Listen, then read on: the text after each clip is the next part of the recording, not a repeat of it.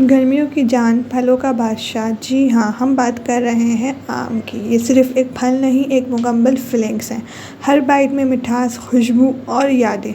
पाकिस्तान में कई इक़साम हैं आमों की, जिसमें से मशहूर ये हैं सिंदरी, जिसका रस हर दिल को भाए, चौसा मीठा इतना कि ज़ुबान लरज़ जाए, लंगड़ा बुऐसी के दूर से पहचान लो, अनवर अटोल छोटा सा आम लेकिन जायका बड़ा, दशहरी जिसकी मीठी खुशबू और रसीला गूदा बेमिसाल।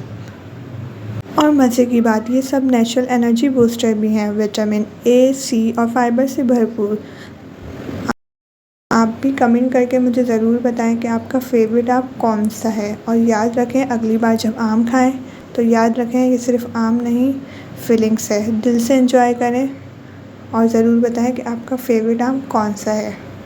मेरे चैनल को सब्सक्राइब करना नहीं भूलिएगा। अल्लाह हाफ़िज़।